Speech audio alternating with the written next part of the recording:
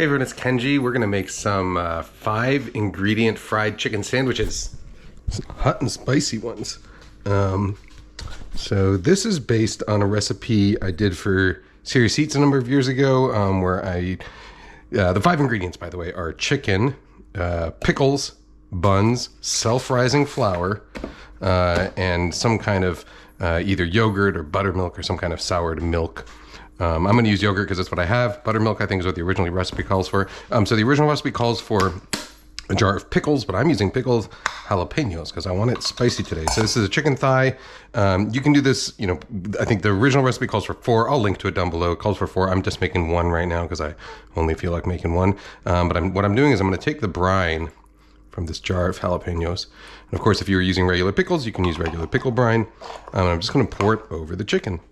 And what that's going to do, so normally when you make fried chicken, or if you're going to grill chicken or even roast chicken, brining is a step you can do to help improve its juiciness and its flavor. What happens is the salt in the brine actually breaks down some muscle proteins so that as it cooks, it doesn't squeeze as tightly and it's able to retain moisture better.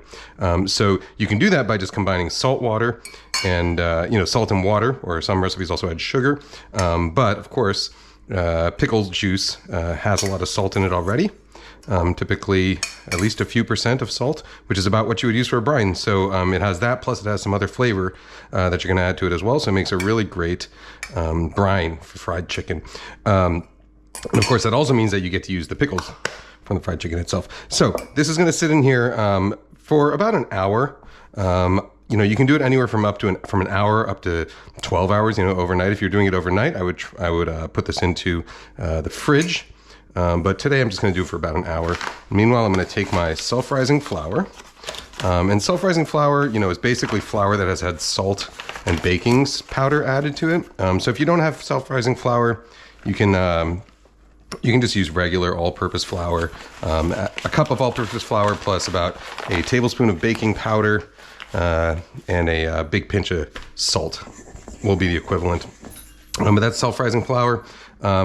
I'm also going to add some black pepper. I know that having read the comments in the original recipe, I know some people would consider, pepper and oil, which are other two more ingredients I'm going to use, would consider them as separate ingredients. Generally, when I'm writing recipes, and in most venues where I've written recipes, salt, pepper, oil, they don't count as ingredients because it's just assumed everybody has them.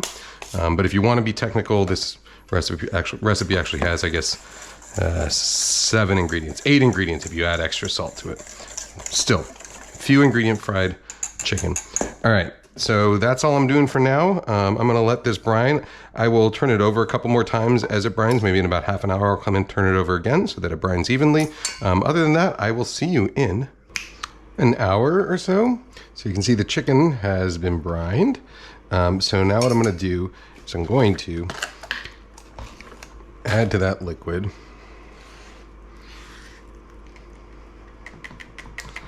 some yogurt. And again, like I said, you can use buttermilk, you could use, buttermilk or yogurt would be my choices. You could just use something like, regular milk too if you wanted, but I prefer the tanginess that you get from, I prefer the tangy zip of Miracle Whip. The tanginess you get from the fermented milk product like this. Sour cream, I suppose, would work also. Okay, so you see what I'm trying to do here is thicken it up just a little bit.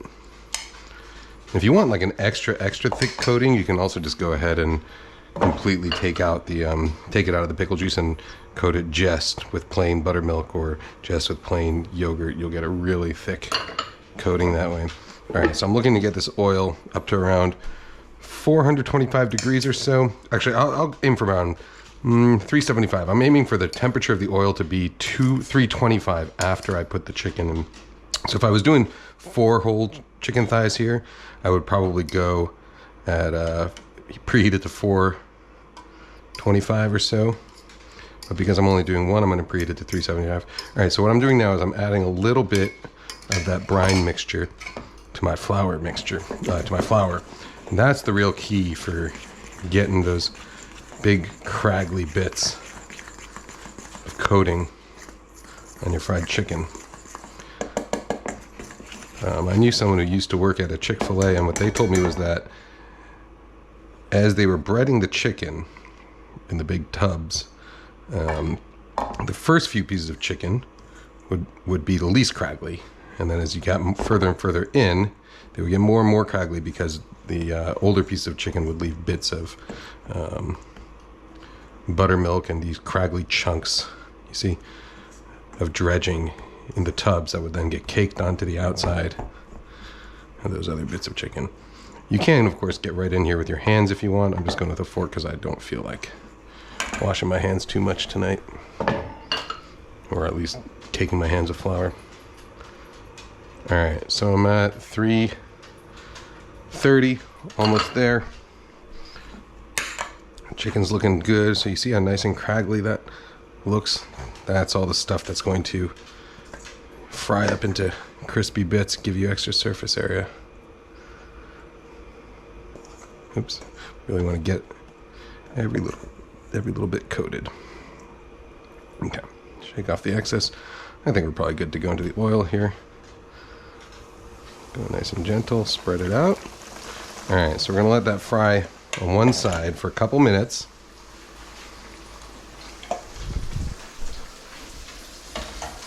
Meanwhile, I'll get my bun toasted.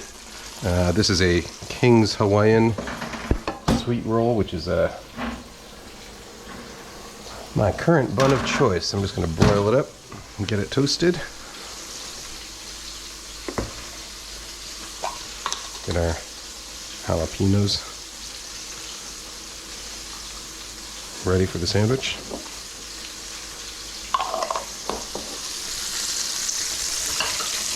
So I'm doing this in a wok, of course, which is my vessel of choice for deep frying. Oh, perfect. So I put the chicken in and ended up right at around 330, which is what I'm going for.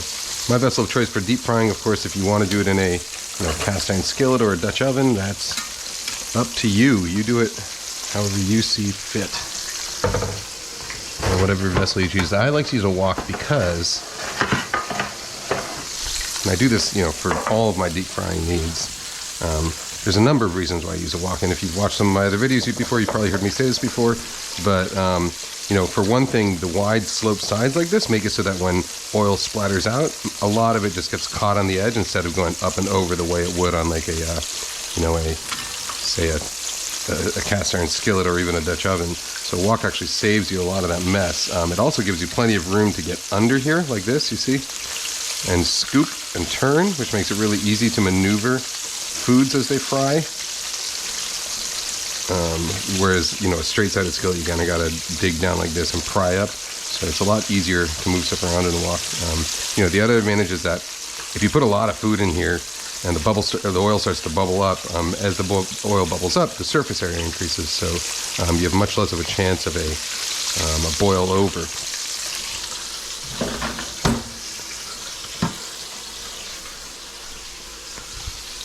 There we go. Slightly over toasted, but we'll go with it.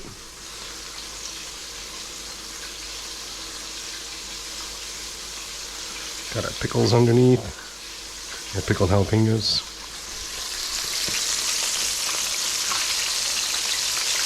This oil, by the way, is it's a mixture of rice bran and peanut oil. You can use any sort of oil that's good for frying at a relatively high temperature. So don't use a refined oil like olive oil or say roasted sesame oil. I'm sorry, don't use an unrefined oil like extra virgin olive oil or roasted sesame oil, but any oil that's good for frying at high temperatures, good for something you would pan sear a steak in.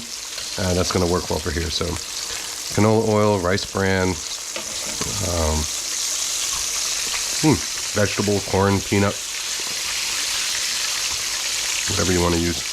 The higher the saturated fat content of that oil, the crispier the chicken's going to become. So something like peanut oil is going to give you super, super crispy chicken. And if you want to get up, if you want to even get higher saturated fat, something like shortening or even beef tallow will give you even crisper chicken. The problem I find with shortening and beef tallow and all those fats that are sort of solid at room temperature is that as you eat them, the fat can kind of solidify in your mouth and turn a little kind of waxy. All right, so we're looking for a internal temperature of 165. We're approaching there. I don't know how long it's been, a couple minutes, but see how nice and crisp and craggly that is? Looking good.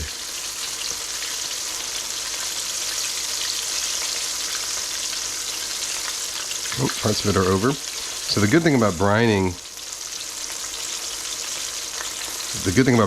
fried chicken, or any kind of chicken, is that it mitigates the dryness you would get. So normally if you overcook chicken, it's not such a big problem with chicken thighs, but if you overcook chicken breasts especially, they get really dry.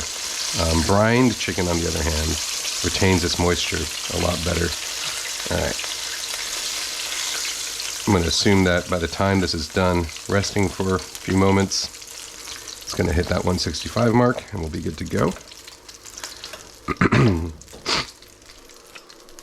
All right. Who's ready for some fried chicken?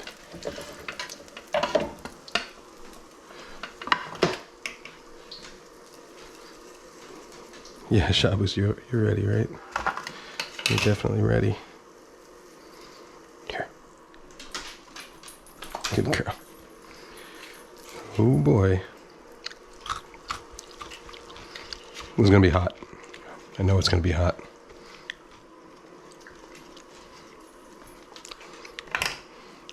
Actually, I'm just gonna tear this chunk off and eat it separate, because the rest doesn't even fit in the bun here. Look at that. 5 ingredients, 7 if you want to be pedantic, or 8 if you want to be even more pedantic, but very few ingredient fried chicken with pickled jalapenos. You could use regular pickles if you want. It's gonna be hot.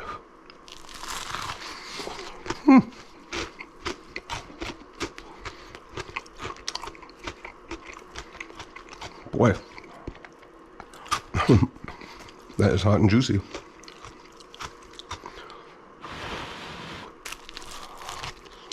This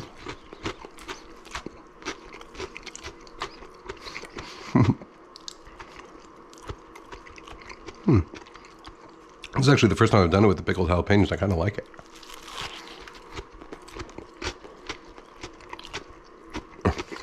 All right.